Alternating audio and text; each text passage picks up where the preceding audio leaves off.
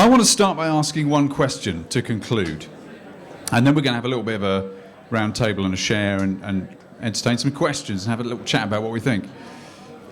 First question I think comes to mind. How do you feel about all this? How does all this converging of change, the implication of the scale of transition, we as ordinary schmoes and nobodies and fools, how does it make you feel? Ruminate on it as I talk. Because the truth is, the context of technology is always the human emotional context. It's the reason you make any decisions at all. Your purchasing power, what you want to be entertained by, who you think you are. These are the real motivations that move you through your life. But technology does tend to get talked about in isolation. The theatre of tech loves to talk about the next big thing. It'll change the world, it'll wipe away the ways we used to do things, this is it. And I think that's embodied by a show like CES. Has anyone been to the Consumer Electronics Show in America? I haven't either, you have. I want to go and see what the humans there are really like. Because TV and sort of non-specialist media agencies like to just grab lazy sound bites about it's all going to be voice, or it's all going to be beacons or something. Yeah, look it up. Various things that come out because they're doing a consumer electronics show. So they're doing their job. But the implication of these changes is enormous emotionally. I think you get, I mean, guys, we can discuss this, but I think you get real disruption when you get convergence. When a series of elements that are sympathetic to an outcome all collide.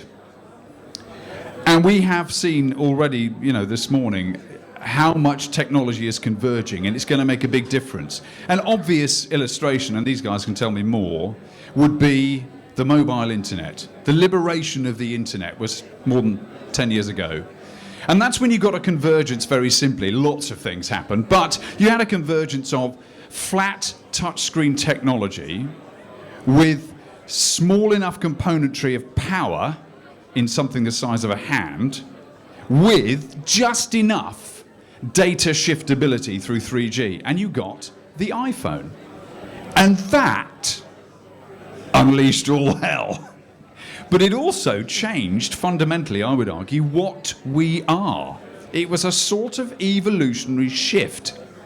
And I like to think that because we're now a connected species in a way we haven't been before, and the implications of that are huge.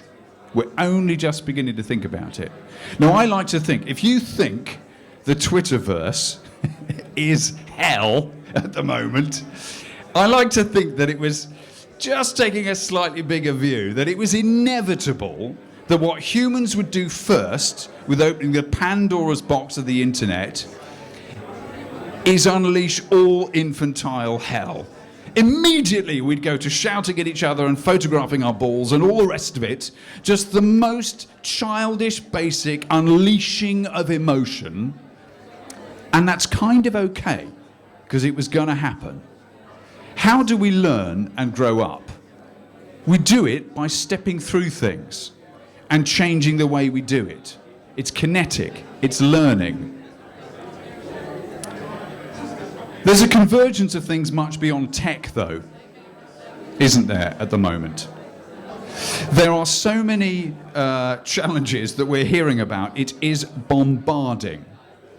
The climate crisis is the ultimate context for us, and it's worse than we think. And I don't know how to feel that properly when I say it casually.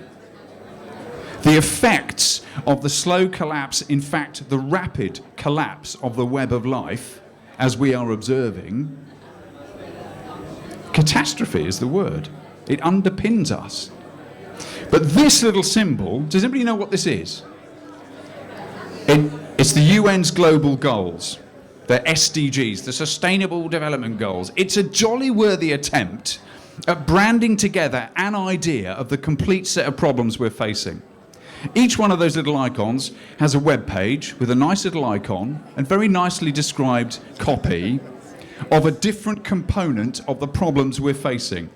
So the red one is poverty, green one is environment and climate, blue one is oceans, education, sexuality. You get the picture. Each one of those components is massive in its implication. They've put it into a jolly little colour wheel of massive problems. Now, I started looking at this as a complete nobody. I'd never heard of it. And people like you and me, we're all nobodies. We're not supposed to have heard of it. It's a high-level Davos thing. And it's very well articulated. But it started to have an effect on me that sort of changed my life the more time I spent delving into it.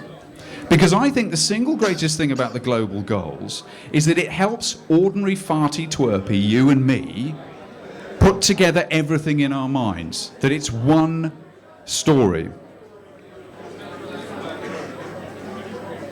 We're facing, I think, this as one of the most interesting signs. As we said earlier, mental health is a pandemic. How are we feeling about all this? Because I'd say future shock's cracking us up.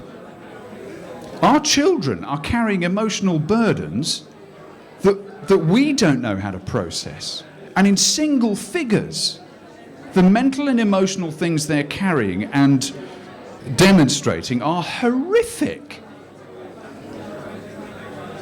I think the global goals, what they really illustrate, or any system like it that tries to put it all together, they're expressing symptoms. And I think the roundness of that logo is helpful, because I think they're symptoms of one global outlook. Globalization, neoliberal democracy, the liberal democratic system. It's all tied together. And I think they're different expressions of how they're different symptoms of one set of problems. It's not different problems, it's one outlook. You could say it's like one big story of us that's been concreted over all our differences. And that implies that we need a new one.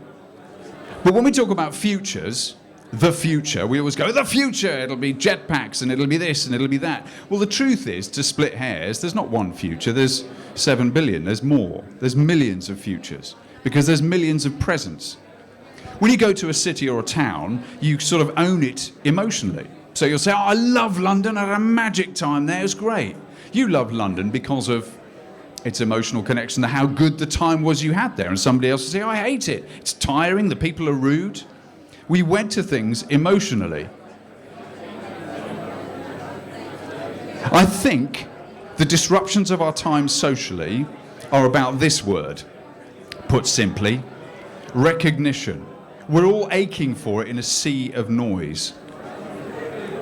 But I think this is the implication of all our component problems. I think the challenge of our age sitting here is to answer this question. What do we really value humanly, and how? What mechanisms for value do we have that are truthful to the way we actually live? Because the economic system doesn't cover it. There's no technical economic system for how the environmental systems work. It's a big, fundamental economic, cultural question about the way we've done everything. And I think it's a culture of disconnection. I think the great putting together of everything could create a rebalancing. When you think about the binification of now, the polarization that we're just seeing socially, I wonder if there's some symbolism in that great differences, in that the future's going to have lots of things in tension that seem impossible. That idea of authentic versus simulated, engaging or escaping. Balance is a word important to making sense of who we are in the planet today. This word is hugely important to us. It's important to theatre because you've got to feel placed when you turn up in a story. What's going on? Where am I? What's happening? How do I read it? Interesting, one of the balances we've got is that we are geo-agnostic as a group. That's a terrible phrase.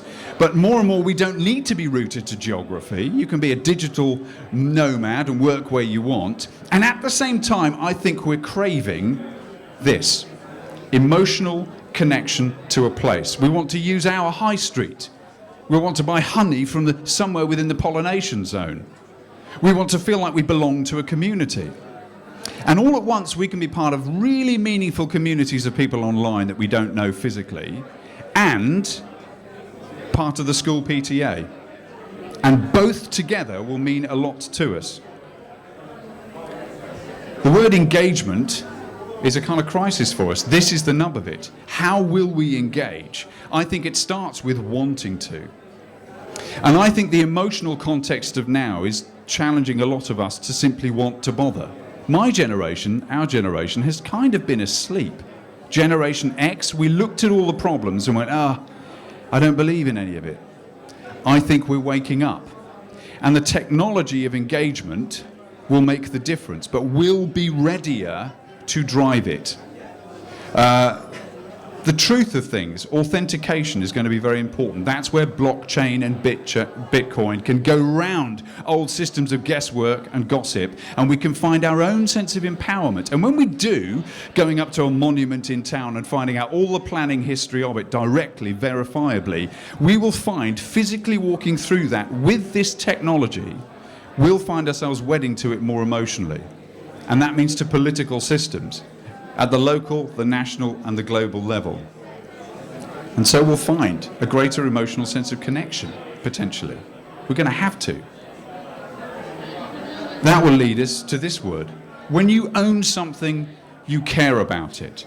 We're trying to wake up to owning what's going on around us. Owning the challenges coming, described here in technical terms. Owning it emotionally and wanting to do something about it that's authentic to us.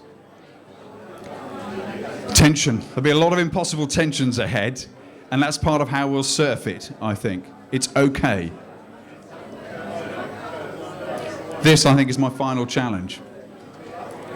We've kept everything in separate boxes. We've expected governments to do things for us. We've expected leaders to tell our stories, and we can sign up to it. The technology arguably will liberate us. In hand with crises, to make us face this, we can no longer outsource our courage. It's up to us. It's up to us. Thank you.